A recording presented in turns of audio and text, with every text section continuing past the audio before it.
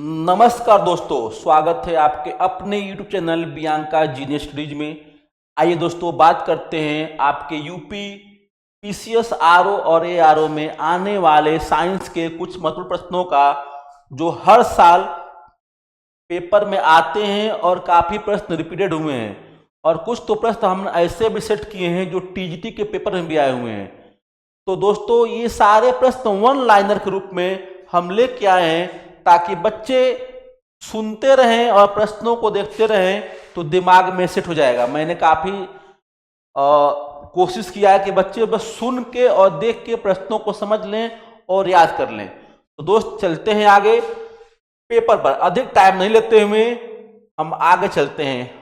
देखिए, पहला आनुवंशिकता। ये एक ऐसा चैप्टर है जो क्लास 10 से ही शुरुआत हो जाता है, और जब तक आप एग्जाम देते रहेंगे तब तक ये चैप्टर जो है आपका पीछा छोड़ने वाला नहीं है। कुछ ही इंपॉर्टेंट क्वेश्चन है जो हमने आनुवंशिकता से लिया है, जो बहुत कई बार रिपीट हुआ है। देखिए, कह रहा है पहला क्वेश्चन कि आनुवंशिकता के जनक के रूप में विख्यात है जीजे मेंडल। जीजे मेंडल का पूरा नाम है ग्रेगर जॉन मेंडल। ये ऑस्ट्रिया के एक वैज्ञानिक थे, शिक्षक थे और भिक्षु भी थे। और रही बात, ये मठ में रहते थे, मठ में रह के मटर के पौधों पे प्रयोग करते थे। इन्होंने कई नियम दिए हैं, जिसमें इनका पृथक्करण का नियम, प्रभुत्व का नियम, और आपका एक नियम और है स्वतंत्र वर्गीकरण का नियम, ये दिए थे। इनको जेनेटिक्स का फादर, मतलब आनुवंशिकता के जनक के रूप में भी जानते हैं। काफी फेमस हुए बाद में चल के ये, और तब से ही इनको आनुवंशिकता के पिता के रूप में जाना जाता है। चलते आगे देखते हैं। कह रहा है कि मेंडल ने अपने चिर प्रतिष्ठित वंशगति के नियमों को प्रतिपादित करने में जिस जीवधारे का उपयोग किया था वो क्या था? गॉर्डन पी मटर। मैंने कहा था ना कि बगीचे में मटर के पौधे पे इन्होंने प्रयोग किया था। मेंडल के आनुवंशिकता का सिद्धांत आधारित है, किस पर आधारित है? लैंगिक जनन पर आधारित है। जीनोम चित्रण का संबंध है। देखिए, आगे क्वेश्चन चलते हैं बेटा। जीन्स के चित्रण से आगे चलिए। देखिए, जीवों में आनुवंशिक लक्षणों को संतान में ले जाए जाते हैं क्रोमोसोम्स के द्वारा। क्रोमोसोम्स के द्वारा हम एक पीढ़ी से दूसरे पीढ़ी में लक्षणों को ले जाते हैं।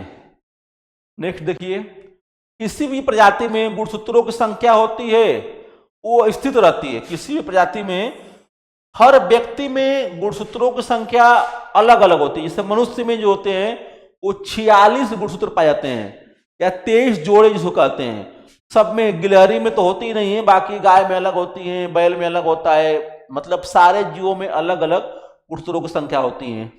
जीन है, क्या है? डीएनए का एक भाग है। आगे देख लिए, हमारे शरीर में आनुवंशिकता की इकाई वो क्या कहते हैं? जीन कहते हैं। नेक्स्ट देखिए क्या कर रहा है अगला। क्लोमान जीन, जंपिंग जीन के सिद्धांत का प्रतिपादन किया था बारबरा मैकलिंटॉक ने। डीएनए में उपलब्ध वह यौगिक जो अमीनो अम्ल नहीं बनाता, टायरोसिन, ये अमीनो अम्ल नहीं बनाता। आगे देखिए, डीएनए में मौजूद शर्करा होती है। कह रहा है डीएनए में मौजूद शर्करा होती है। देखिए, कार्बन 14 समस्थानिक का उपयोग करके अनुसंधान करने वाले, एक्स रे तकनीक, कोयला खनन और रंगरेज और रंगसाज। कह रहा है कि उपरोक्त व्यवसाय में लगे व्यक्तियों में से जिन्हें अपनी कोशिकाओं के डीएनए में अस्थायी परिवर्तन खतरा रहता है, वह क्या है? केवल 2। ये वन लाइनर है, तो एक्स रे तकनीक। आगे देखिए, राइबोसोम्स होते हैं आरएनए अणु। राइबोसोम्स क्या होते हैं? आरएनए अणु होते हैं। अब आगे देखिए, जैव उर्वरक। नेक्स्ट चैप्टर क्या है? जैव उर्वरक। इसका मतलब यह है कि ऐसे सूक्ष्म जीव जो मृदा के पोषण में सहायक होते हैं, ऐसे सूक्ष्म जीव जो मृदा के पोषण में क्या होते हैं? सहायक होते हैं, उनको क्या बोलते हैं? जैव उर्वरक। ये देखिए, एजोला हो गया, नील हरित शैवाल हो गया, अल्फा अल्फा हो गया, ये जैव उर्वरकता के रूप में इनका उपयोग किया जाता है। जैव मतलब मिट्टी के उर्वरा शक्ति को बढ़ाने में इनका उपयोग किया जाता है। किसका किसका? एजोला का किया जाता है और नील हरित शैवाल किया जाता है, अल्फा अल्फा का नहीं किया जाता। ठीक है। ईस्ट क्लोरेला एजोला था मोल्ड में से एक जैव उर्वरक है। ये बताया ना कि जैव उर्वरक एक ऐसे क्या है, एजोला है, ये ऐसे जीव होते हैं जो मिट्टी के उपजाऊ शक्ति को बढ़ाते हैं। ठीक है। नोस्टाक एनाबिना एजोबैक्टर था माइकोराइजा में से वे जो नाइट्रोजन स्थिरीकरण करने वाले जीव नहीं हैं। तो माइकोराइजा क्या है? ये नाइट्रोजन का स्थिरीकरण नहीं करता है। आगे देखिए, यूरिया 2,4-D स्ट्रेप्टोसाइक्लिन तथा एजोला में से एक जैविक उर्वरक है। एजोला आप लोग याद करिए, एजोला बहुत बार आया है एग्जाम्स में। एजोला को आप लोग भूलिएगा मत, इसको याद करिए, बहुत बार रिपीट हुआ एजोला के बारे में। ठीक है। ये जैव उर्वरक मतलब मिट्टी की उपजाऊ शक्ति को बढ़ाने में काफी मददगार होता है। आगे देखिए, पशुओं विशेषतः दुधारू गाय अनुपूरक भोजन के रूप में प्रयुक्त किया जाता है। किसका? एजोला का। मतलब पशुओं जो दुधारू गाय होती हैं, तो एजोला एक तरह का घास होता है, इसको खिलाने से पशुओं में क्या होते हैं, दूध देने की क्षमता क्या है, बढ़ जाती है। ठीक है। आगे चलिए देखते हैं, सुमेलित है नील हरित शैवाल, सब सुमेलित किया गया, इसमें कोई मिस्टेक नहीं है, सारे सही है। ठीक है। नील शैवाल जैव उर्वरक है, क्रायोसोपा माओ नियंत्रण, बायोनाइन 902 सरसों का काइक्लोन और एजोटोबैक्टर जीवाणु। आगे देखिए, वह फसल जिसमें नील हरित शैवाल मुख्यतः जैव उर्वरक के रूप में प्रयोग होते हैं, धान, दालें, चावल, गेहूं तथा गन्ना में नाइट्रोजन स्थिरीकरण जीवाणु जिस पौधे की जड़ के साथ संयोजन करते हैं वह क्या है, दाल है। नील हरित शैवाल का उपयोग नत्रजन आपूर्ति हेतु किया जाता है दाल में। एजोला एक अच्छा उर्वरक होता है नील हरित शैवाल को साथ मिलाने से। चना, मटर, सेम तथा धान में से वह पौधा जो नाइट्रोजन स्थिरीकरण में सहायक नहीं है, धान।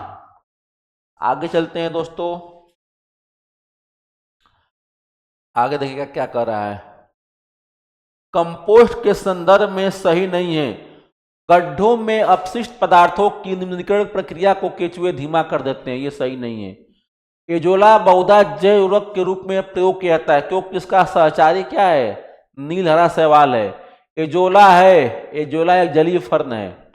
लाल, भूरा, हरा तथा नीला हरा शैवाल में से जो जैविक नाइट्रोजन निर्धारण से संबंधित है, नीला हरा शैवाल।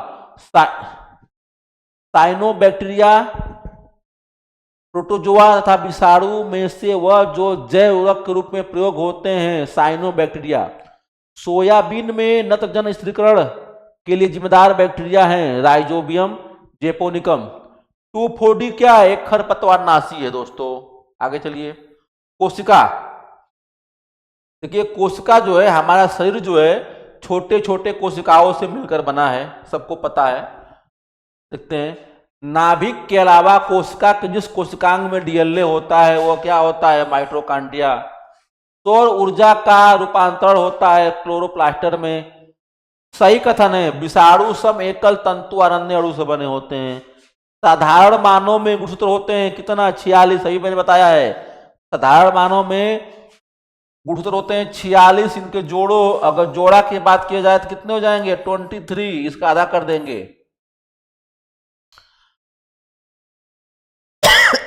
दिया भी है, मानव शरीर को कोशिकाओं में पाए जाने वाले गुणसूत्र की संख्या कितनी होती है, 23। जीवों में अत्यधिक विविधता का कारण है उत्परिवर्तन, लिंग गुणसूत्र नहीं होता है, किसमें, छिपकली में जो है लिंग गुणसूत्र नहीं होता है। आगे चलिए, पादप कोशिका जंतु कोशिका से भिन्न होता है कोशिका भित्ति के कारण। जंतु कोशिका में अनुपस्थित होती है सेलुलोज की कोशिका भित्ति। जैव कोशिका का वह भाग जो कोशिका का पावर हाउस कहलाता है, माइटोकॉन्ड्रिया। पित्तपिंड कोशिकाओं की संहति है, अंडाशय में पाई जाने वाली कोशिकाओं की। प्लाज्मा झिल्ली बनी होती है प्रोटीन एवं लिपिड से। प्रोटीन संश्लेषण में सबसे अधिक महत्वपूर्ण भूमिका किसकी होती है, अंतःप्रद्रवी जालिका और राइबोसोम की। पौधों के प्ररोह शीर्ष मूल शीर्ष परागकोश तथा पर्ण कोशिका में से वह भाग जो अर्धसूत्री विभाजन के लिए सबसे उपयुक्त होता है, परागकोश। लसिका कोशिकाएं बनती हैं तिल्ली में। आगे चलिए, स्तंभ कोशिका अनुसंधान के क्षेत्र में नवीनतम विकास के संदर्भ में निम्नलिखित कथनों पर विचार कीजिए। देखिए क्या कर रहा है, बीज पुट्टी अवस्था पर भ्रूण मानव एवं स्तंभ कोशिकाओं का एकमात्र स्रोत है। स्तंभ कोशिकाएं बीज पुटियों को नष्ट किए बिना प्राप्त की जा सकती हैं। स्तंभ कोशिकाएं वस्तुतः अनंत काल तक स्वयं ही पात्र संजीवित हो सकती हैं। भारतीय अनुसंधान केंद्रों ने कुछ कोशिका रेखाओं का विसर्जन किया जिन्हें कई प्रकार के ऊतकों में विकसित किया जा सकता है। उपरोक्त में सत्य कथन कौन कौन से हैं? 3 और 4 ये सत्य कथन है। आगे देखिए, प्राणियों में स्तंभ कोशिकाओं के प्रत्यारोपण के संदर्भ में सत्य कथन है। ये प्राणी में जीवन बस स्वयं गुणगान करती हैं, सॉरी। हमारे तंत्र में अधिकतम एटीपी अणुओं को उत्पन्न करने वाला पद कौन सा है? क्रेब्स चक्र। मानव शारीरिकी, चलिए आगे चलते हैं। हमारे शरीर का अधिकतम भार बना है, किससे बना है? जल से बना है। किससे बना है? जल से बना है। एक वयस्क मानव शरीर में जल का प्रतिशत कितना होता है? 65 से 60% होता है। लौह, सोडियम, ऑक्सीजन एवं आयोडीन में से मानव शरीर में सर्वाधिक प्रचुरता में पाया जाने वाला तत्व क्या है? ऑक्सीजन है। लोहा, सोडियम, फास्फोरस एवं कैल्शियम में से मानव शरीर में अधिकतम मात्रा में पाया जाने वाला तत्व क्या है? कैल्शियम। वयस्क मनुष्य में हड्डियों की संख्या कितनी होती है? 206 होती है दोस्तों। मानव कंकाल में अब तक ज्ञात हड्डियों की संख्या कितनी है? 206 है। मानव शरीर की सबसे छोटी हड्डी कौन सी होती है? स्टेपिज होती है। कई बार आया है, मानव शरीर की सबसे छोटी हड्डी स्टेपिज, कई बार आया है। हमारे शरीर की लघुत्तम हड्डी पाई जाती है कान में, उसी को स्टेपिज बोलते हैं, जो कान में पाई जाती है। मनुष्य की खोपड़ी में होती है कितना?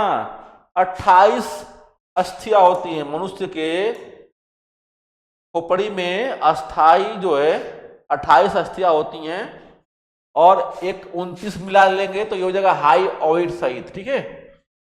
Magnesium chloride, calcium carbonate, calcium phosphate तथा सोडियम क्लोराइड में से वह लवण जो मानव हड्डियों में सर्वाधिक मात्रा में पाया जाता है, कैल्शियम फास्फेट। मनुष्य के शरीर में पसलियों के जोड़े होते हैं 12। मनुष्य के शरीर में पैर की हड्डी ठोस होती है। सबसे ठोस किसकी हड्डी होती है? पैर की हड्डी होती है, जिससे पूरा शरीर का भार किस पे होता है? पैर की हड्डियों पे होता है। आगे देखिए, शल्य क्रिया में आर्थोप्लास्टी, शल्य क्रिया में आर्थोप्लास्टी क्या होते हैं? कुल्ले के जोड़ का प्रतिस्थापना करते हैं, कुल्ले को जोड़ते हैं। कशेरुक रज्जु में से निकलती है 31 जोड़ियां तंत्रिका। एक स्वस्थ मनुष्य एक दिन में 1.5 लीटर पेशाब करता है, जान लीजिए आप लोग। अगर आप लोग 1.5 लीटर से कम पेशाब कर रहे हैं तो आप स्वस्थ नहीं हैं। आगे चलिए, प्रत्यस्थ इलास्टिक उत्तक टिश्यू जो हड्डियों को एक साथ पकड़े रहते हैं, उन्हें क्या कहते हैं? स्नायु कहते हैं, लिगामेंट कहते हैं। दांतों पर जीभ परतें बनी रहती हैं, जो दांतों पर परत जम जाती है ना, दांत के ऊपर परत जम जाती है, तो किससे जमती है? भोजन के कण से जमती है, थूक, मूक, अम्ल और बैक्टीरिया से जमती है। नाखून काटते समय दर्द नहीं होता, क्योंकि नाखून मृत कोशिकाओं के द्रव्य द्वारा बने होते हैं, जिनमें रक्त संचरण नहीं होता है। अस्थि एवं दंत निर्माण हेतु आवश्यकता होती है कैल्शियम और फास्फोरस की। आगे चलिए, कैल्शियम, फास्फोरस, फ्लोरीन तथा आयोडीन में से वह पौष्टिक तत्व जो अस्थि एवं दांतों के निर्माण एवं मजबूती के लिए आवश्यक नहीं है। आयोडीन, आयोडीन जो है अस्थि एवं दांतों के निर्माण एवं मजबूती के लिए आवश्यक नहीं होता है, ठीक है। मनुष्य के जीवन काल में 2 बार विकसित होते हैं। 20 दांत ऐसे होते हैं जो 2 बार विकसित होते हैं। अस्थि, दंतवल्क, डेंटी तथा सीमेंट में से हमारे शरीर का सबसे दृढ़ भाग क्या है? दंतवल्क है। मानव शरीर में सबसे मजबूत मांसपेशियां होती हैं, किसमें होती हैं? जबड़े में होती हैं। मस्तिष्क जिम्मेदार होता है, किसके लिए होता है जिम्मेदार मस्तिष्क? सोचने के लिए, हृदय गति नियंत्रण के लिए तथा शरीर के संतुलन के लिए। जो मस्तिष्क होता है ये पूरे शरीर से क्या होता है? सोचने का, समझने का या बॉडी को कंट्रोल करने का एक पार्ट होता है, जो सबको नियंत्रण में रखता है। प्रतिवर्ती प्रक्रियाओं का नियंत्रण केंद्र है प्रतिवर्ती क्रियाओं का नियंत्रण केंद्र क्या है? कशेरुक रज्जु में है। मानव के मस्तिष्क में स्मरण क्षमता होती है सिरब्रम में। निषेचन की क्रिया होती है अंडवाहिनी में। मानव शरीर का वह भाग जहां शुक्राणु डिंब को निषेचित करता है, डिंब वाहिनी नली। मादा जनन पथ में पहुंचने के पश्चात मानव शुक्राणु अपनी निषेचन क्षमता सुरक्षित रखते हैं 1 से 2 दिनों के लिए। ध्यान दीजिएगा, मादा जनन पथ में पहुंचने के पश्चात मानव शुक्राणु अपनी निषेचन क्षमता सुरक्षित रखते हैं 1 से 2 दिनों के लिए। मानव भ्रूण का हृदय स्पंदन करने लगता है अपने प्रवर्धन के 4th सप्ताह में। वह कला जो प्रवर्धनशील भ्रूण की शुष्कन से रक्षा करती है, उल्ब एमनियान। स्तनधारियों में श्वसन होता है, फुसफुस फेफड़ों द्वारा होता है। ठीक है, चलिए आगे। श्वसन क्रिया में वायु के जिस घटक की मात्रा में कोई परिवर्तन नहीं होता है वह क्या होता है? नाइट्रोजन।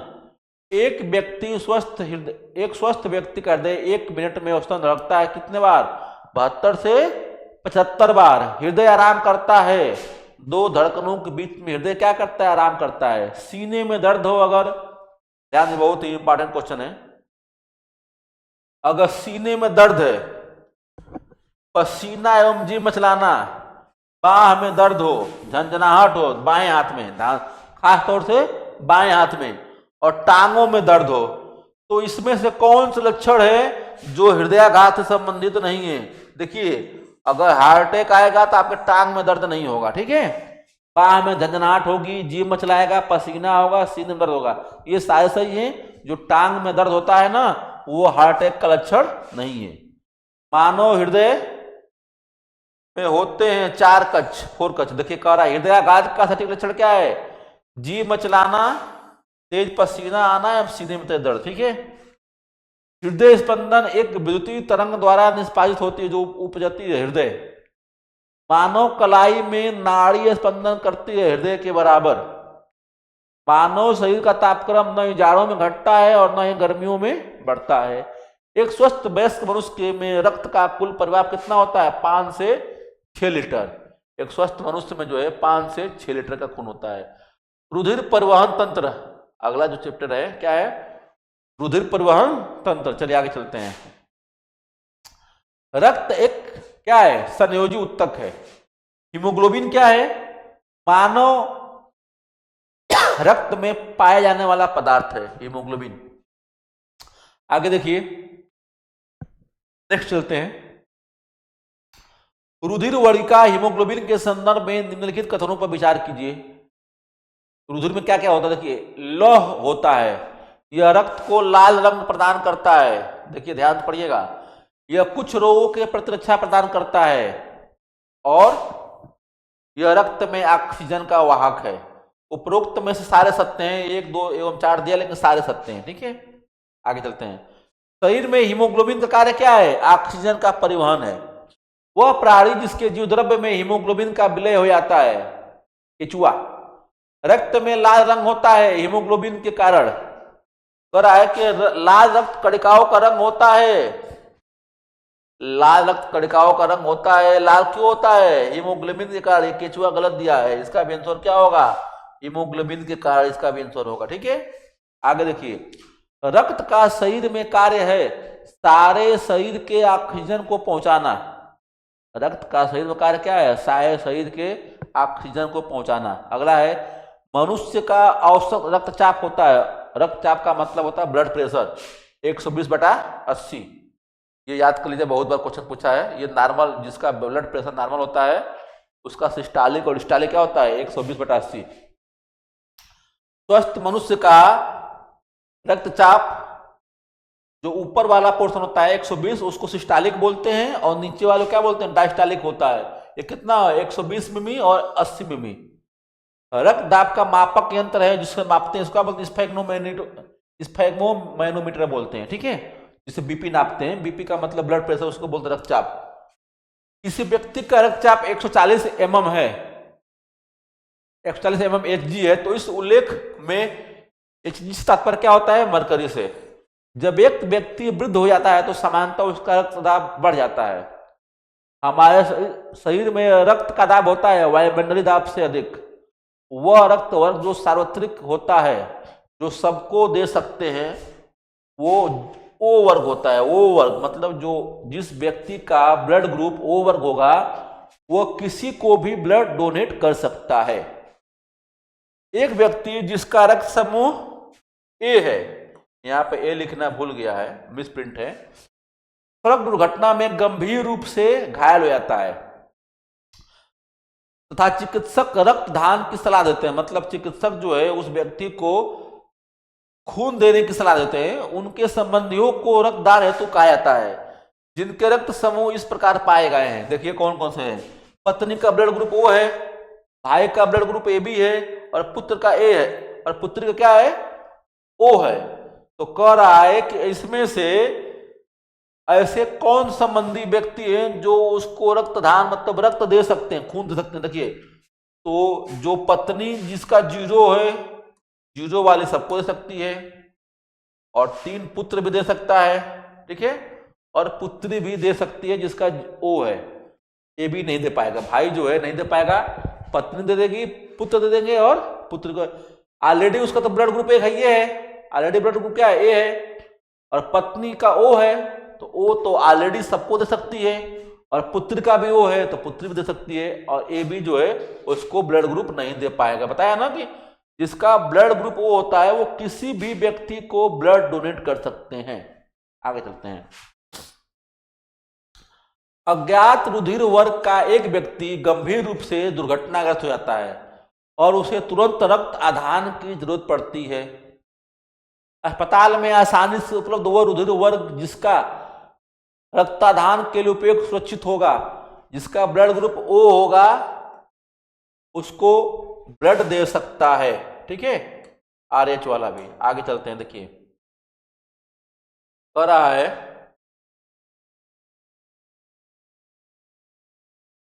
रक्त समूह की खोज किसने की थी? कार्ल लैंडस्टीनर साइंटिस्ट हैं जिन्होंने ब्लड ग्रुप रक्त समूह की खोज की थी। RH कारक का नाम संबंधित है एक प्रकार के बंदर से। किसी एक सामान्य व्यक्ति के रक्त का स्तर होता है 7.35 से लेकर 7.45 तक। रक्त का pH मान कितना होता है? 7.4।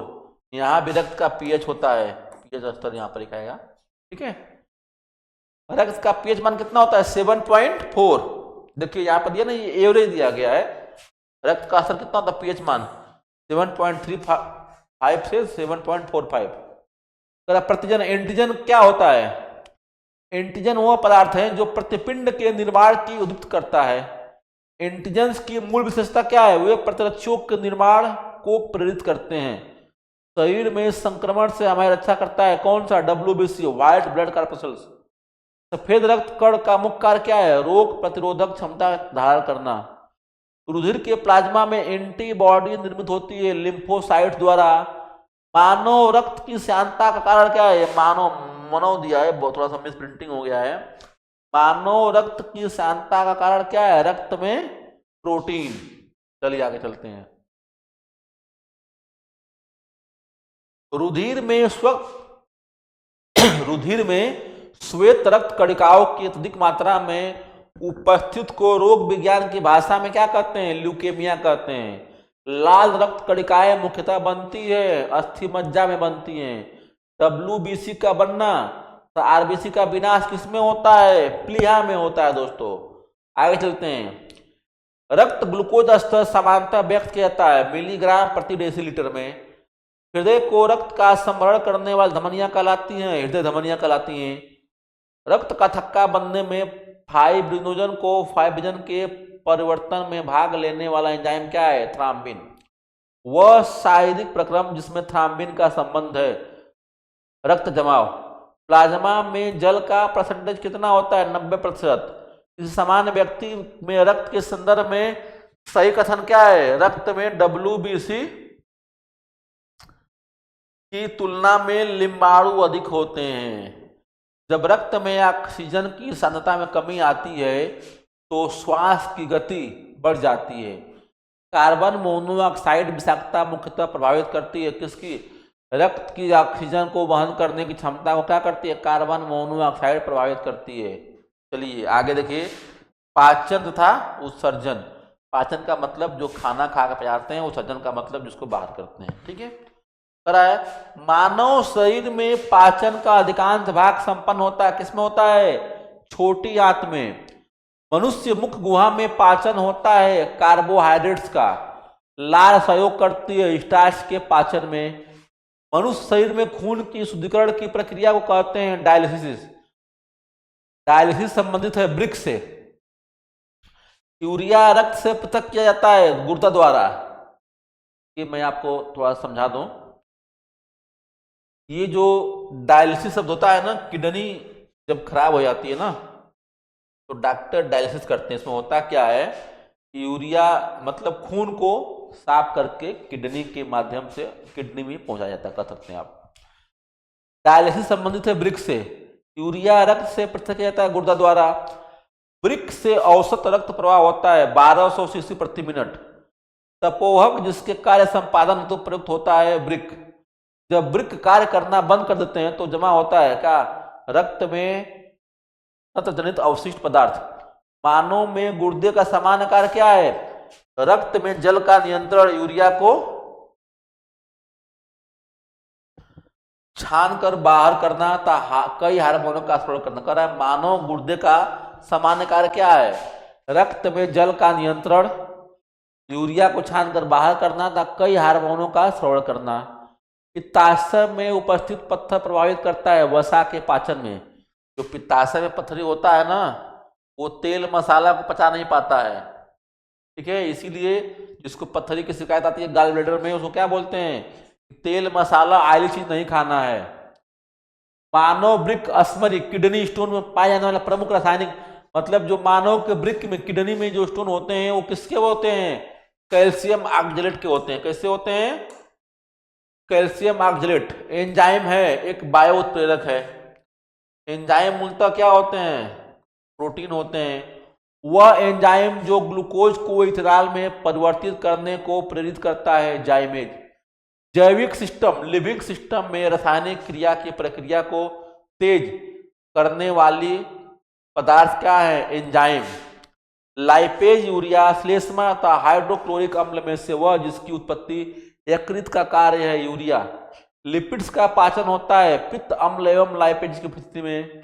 मानव तंत्र में एक पाचक एंजाइम नहीं है, गैस्ट्रिन।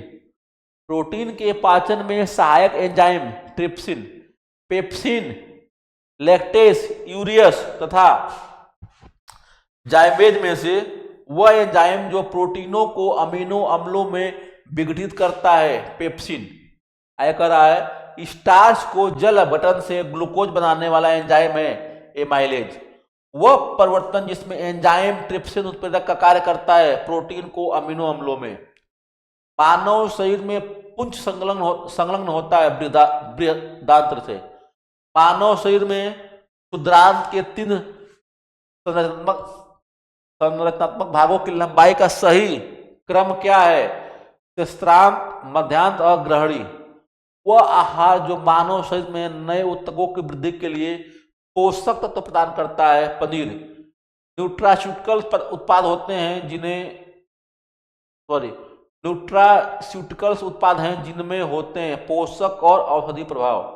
एंजाइम तथा उसके कार्यों का सही जोड़ा है। एंजाइम तथा उसके कार्यों का सही जोड़ा है। ई कोलाई प्रतिबंधित डीएनए को विशिष्ट एंडोन्यूक्लियोसिस सेकेंड स्थलों पर काटने के लिए ये बना जोड़ा मिला दिया गया है। अब देखिए नेक्स्ट क्वेश्चन, प्रकाश संश्लेषण। इससे भी बहुत सारे प्रश्न हमारे एग्जाम्स में आते हैं। प्रकाश संश्लेषण से बहुत सारे प्रश्न आते हैं हमारे एग्जाम में। ठीक है, चलते हैं आगे। देखिए हरे पौधे में प्रकाश संश्लेषण की क्रिया में होता है कार्बन डाइऑक्साइड लेना वो ऑक्सीजन छोड़ना। हरे पौधे में प्रकाश संश्लेषण क्रिया में क्या होता है? कार्बन डाइऑक्साइड लेना व प्रकाश को छोड़ना। ऑक्सीजन जो प्रकाश संश्लेषण से उत्पन्न होती है आती है जल से। पौधों द्वारा तीव्र अवशोषण होता है नीला और लाल प्रकाश का। पृथ्वी पर अधिकांश ऑक्सीजन उत्पादित होती है शैवालों से। प्रकाश संश्लेषण होता है दिन में भी होता है और रात में भी होता है। पौधे व पेड़ का खाना तैयार करने की प्रक्रिया कहलाती है फोटोसिंथेसिस या प्रकाश संश्लेषण। फोटोसिंथेसिस इंग्लिश में है और प्रकाश संश्लेषण हिंदी में है। वह क्रिया जिसके द्वारा पौधे अपना भोजन तैयार करते हैं कहलाती है प्रकाश संश्लेषण। प्रकाश संश्लेषण होता है क्लोरोप्लास्ट में।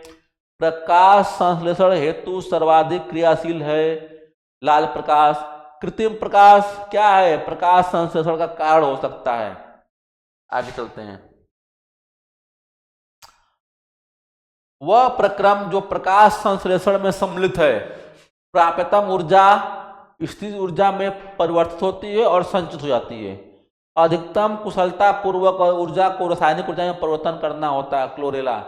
और ये पौधों द्वारा प्रकाश संश्लेषण प्रक्रिया में प्रयुक्त सौर ऊर्जा का रूपांतरण होता है रासायनिक ऊर्जा में। सही कथन है। सही कथन क्या है, लाल प्रकाश का तरंग दैर्ध्य सबसे अधिक होता है जबकि बैंगनी प्रकाश का तरंग दैर्ध्य सबसे कम होता है। जब किसी वृक्ष की छाल वृक्ष के आधार के पास से गोलाकार चारों तरफ से हटा दी जाती हैं तो यह वृक्ष धीरे धीरे सूख कर मर जाती हैं क्योंकि जड़ें ऊर्जा से वंचित रह जाती हैं। ठीक है, अगला देखिए नेक्स्ट क्वेश्चन। पौधों में फ्लोएम मुख्यतः उत्तरदायी है आहार वहन के लिए। अगला क्वेश्चन, श्वसन प्रकाश संश्लेषण जैविक पदार्थों का क्षय तथा ज्वालामुखी क्रिया में से पृथ्वी के कार्बन चक्र में कार्बन डाइऑक्साइड की मात्रा को नहीं बढ़ाता है प्रकाश संश्लेषण। अगला क्वेश्चन है विटामिन एवं पोषण। बहुत ही इंपॉर्टेंट क्वेश्चन है, देख लीजिए इसको। विटामिन तो हर साल एग्जाम्स में आते रहते हैं। चलिए आइए देखें। विटामिन का आविष्कार किसने किया था, फंक ने किया था। विटामिन होते हैं कार्बनिक यौगिक।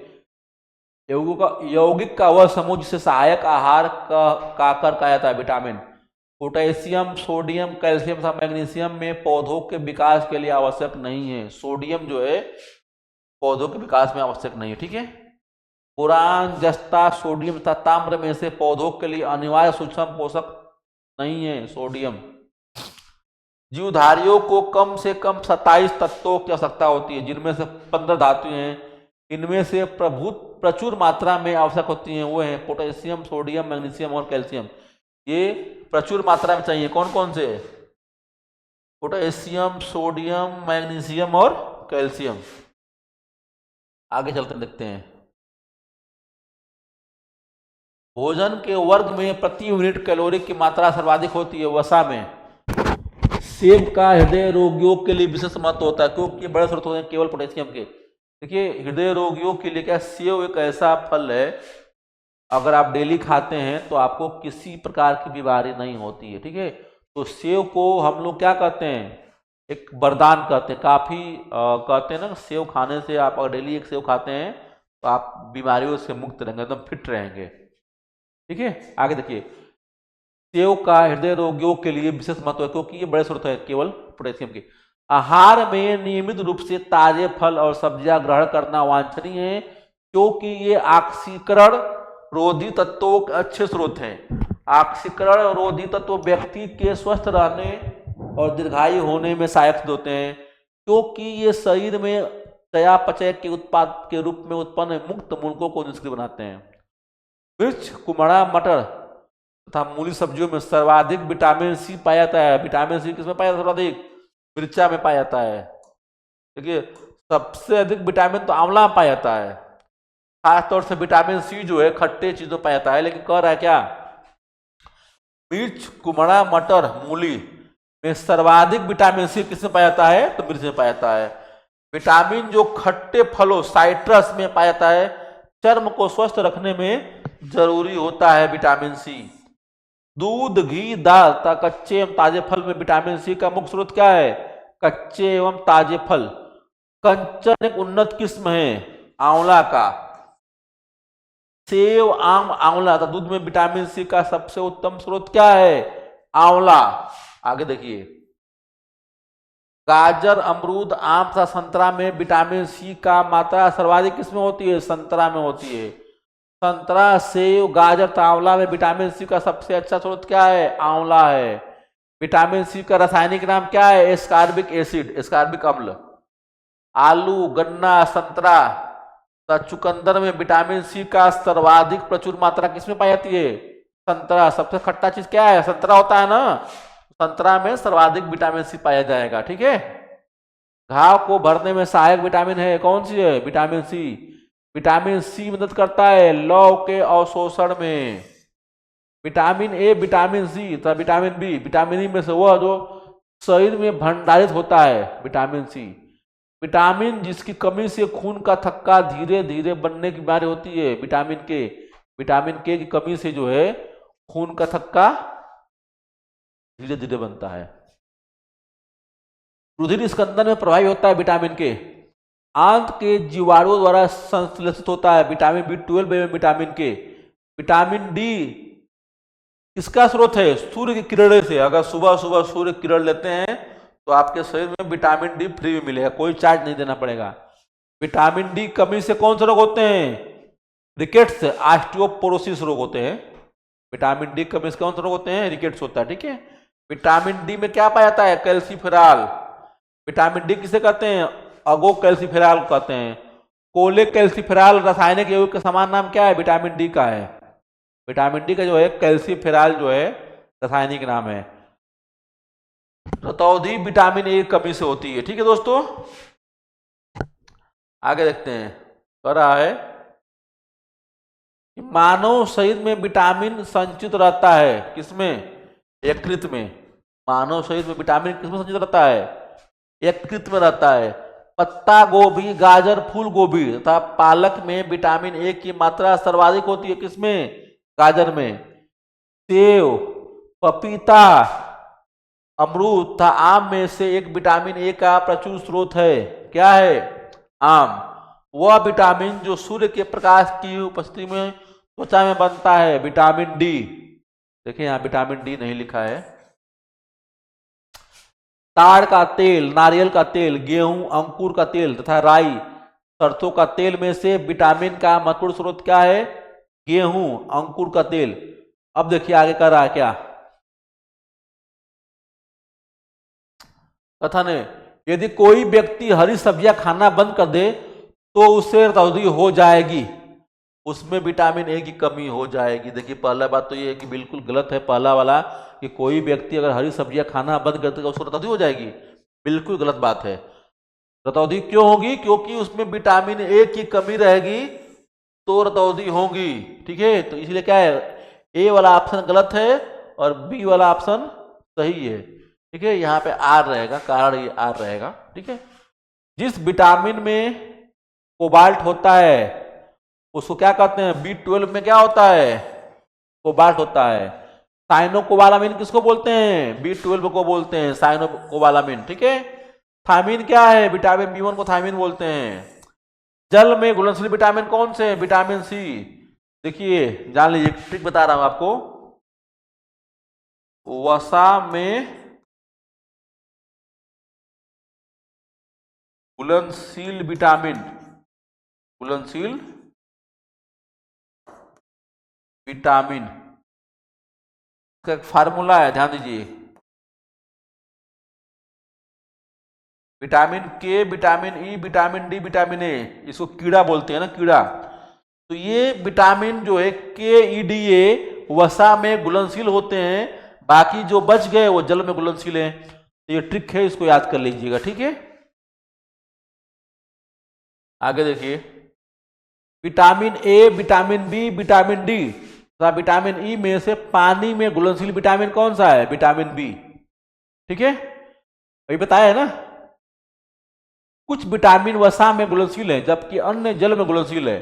वह विटामिन जो जल में घुलनशील है विटामिन बी एवं विटामिन सी। एक मनुष्य को बेरी बेरी, सूखा रोग एवं स्कर्वी की बीमारी होती है। यदि वह नहीं ले रहा है क्या? B1 D व C, मतलब बेरी बेरी विटामिन बी कमी होता है, सूखा रोग विटामिन डी कमी होता है और स्कर्वी रोग किससे कमी होता है? विटामिन सी कमी होता है। तो कहने का मतलब ये है, कह रहा है कि एक व्यक्ति जिसको बेरी बेरी रोग है, तो बेरी बेरी विटामिन B1 से कमी से, सूखा रोग इसको रिकेट से बोलते हैं विटामिन डी, और स्कर्वी विटामिन सी की कमी से होता है, ठीक है। किसी स्वप्न को पर्याप्त अवधि तक याद रखने में सहायता करता है। अगर आप स्वप्न देखते हैं, अगर आपके शरीर में विटामिन B6 पर्याप्त मात्रा में है तो आपके स्वप्न को लंबे समय तक याद करने में मदद करता है। नियासिन, थायरॉक्सिन, राइबोफ्लोविन तथा पाइरिडॉक्सिन में से वह जो विटामिन नहीं है। थायरॉक्सिन क्या है? ये विटामिन नहीं है, एक एंजाइम है। आगे देखिए, सही सुमिलित है। देखिए सही सुमिलित करते हैं। रतौधी, रतौधी जो है विटामिन ए की कमी से होता है, ठीक है। रिकेट्स जो है विटामिन डी की कमी से होता है। स्कर्वी रोग विटामिन सी की कमी से होता है। सूखा रोग विटामिन डी की कमी से होता है। फोलिक अम्ल जिसको बोलते हैं रक्त की कमी है, रक्तअल्पता में विटामिन बी3 पेलाग्रा, ठीक है। आगे देखिए इसे कमी से होता है। आगे चलते हैं।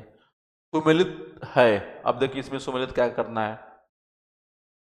रेटिनॉल का मतलब विटामिन ए कमी है, ठीक है। तो इसमें क्या होता है, आंख सूख जाती है, नहीं तो सूख कर लाल हो जाता है, ठीक है। टोकोफोराल विटामिन ई, विटामिन ई कमी से क्या होती है, बंध्यता का मतलब होता है बांझपन, मतलब अगर पुरुष है तो उसमें नपुंसकता की बीमारी हो जाएगी, या महिला है तो उसको बाजपन की शिकायत हो जाएगी, ठीक है। तो ये टोकोफोराल विटामिन ई कहते हैं। अगर जिसको भी विटामिन ई कमी महसूस हो तो पालक और हरे साग सब्जी की मात्रा बढ़ा दे। साइनोकोवालाबिन ये विटामिन बी6 कमी से होता है। पैराडॉक्सिन मानसिक व्याधि और ये विटामिन ई अभी बताए, ये टोकोफेराल बनता ये बांझपन, ठीक है। आगे चलते हैं। टायलिन स्टार्च को पचाता है, पेप्सिन प्रोटीन को पचाता है, और रेनिन क्या करता है, रक्त में एंजियोटॉक्सिनज को एंजियोटेंसिन में बदलता है। ऑक्सीटोसिन मांसपेशियों में सिकुड़न प्रेरित करता है। ऑक्सीटोसिन एक एंजाइम होता है जो, आगे चलते हैं देखिए।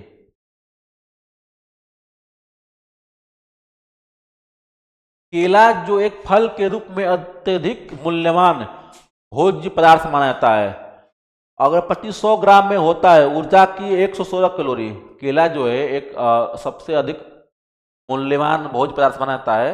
इसके 100 ग्राम में 116 किलो कैलोरी ऊर्जा पाई जाती है, ठीक है। प्रोटीन की अधिकतम मात्रा किसमें पाई जाती है, सोयाबीन में। चावल, मूंगफली तथा सेब में से प्रोटीन का सबसे अच्छा स्रोत क्या है, मूंगफली। बाल जिस प्रोटीन का बना होता है उसे क्या कहते हैं, किरेटिन। बाल जिस प्रोटीन का बना होता है उसे क्या कहते हैं, किरेटिन। कपास, केस, बाल, लूता, रेशम, स्पाइडर सिल्क तथा खुर में से वह पदार्थ जो प्रोटीन नहीं है, क्या है, कपास। प्रोटीन की प्रचुरता वाले खाद्य पदार्थों में उपस्थित एमिनो अम्ल टायरोसिन के बारे में सत्य नहीं है। यह बुढ़ापा के लिए उत्तरदायी मुक्त मूलकों के विरुद्ध रक्षा कर सकता है। गेहूं में रोटी बनाने के गुणों को प्रभावित करने वाला पदार्थ क्या है, ग्लूटीन।